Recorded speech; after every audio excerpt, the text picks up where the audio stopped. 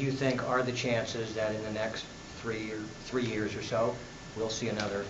We've been told by people in the industry and people in Greater Columbus that Penn National is just keeping the field clear for another attempt. We've also been told that Jeff Jacobs has been in the Greater Cleveland area freezing politicians, telling them not to get involved in a vote no campaign because he intends to come back with another project and he doesn't want them too far out on the negative when he comes back with a Cleveland proposal in the next year or 2 years. So those are the two rumors that we've got out that are pretty solid at this stage in the game. So I think there's a good possibility that they will, somebody is going to try to come back. But I think what this actual campaign, this has this terrible Twilight Zone-like feeling that 2006 never ended. When we did the exit polls in 2006 and took the time to interview 600 people and record the actualities to analyze why people voted no on this thing, we were surprised to discover how deep the knowledge of this issue and the opposition to gambling is in Ohio. People just don't like this stuff. Most people don't do it, and they're not really thrilled by the idea of having a casino in their backyard. I think this campaign proves that to be true, and I don't see anything happening that's going to change that because it's been so deeply now discussed across the state.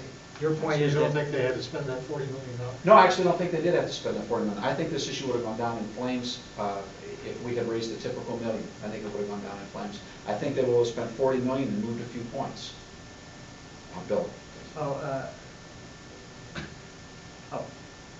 You think that the reason this went down had little to do with, well, I just don't like this particular gambling proposal. I don't like the fact these guys might not have to pay any taxes or something. You think it's virtually all just anti-gambling?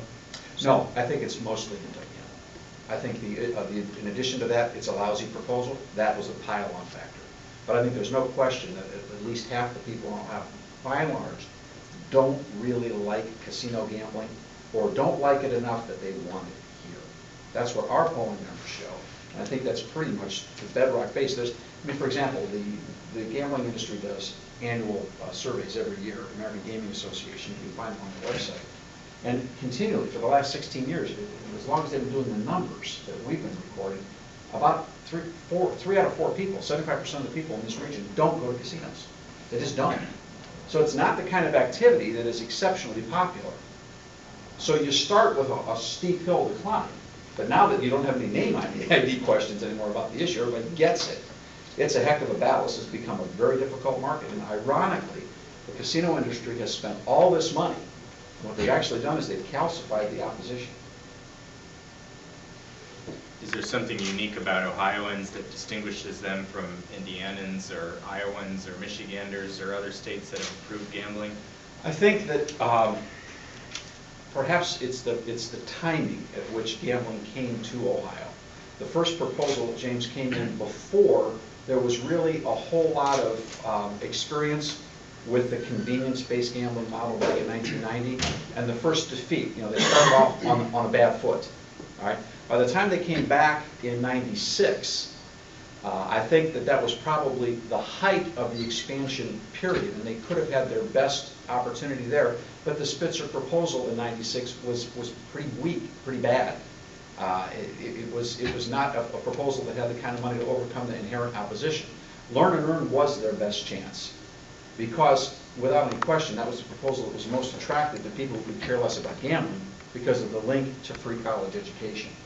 And that's why I think their numbers were better there than ever before. So I think it's just been a question of timing. At the same time, they had stumbled the first 2 times out of the chute. The third time, they had a great shot and got beat. I've heard more than one commentator, radio person, in fact, even once a big gambling guy up in Cleveland, Mike Trevisano, who said it's too late for this deal in Ohio. The industry's past.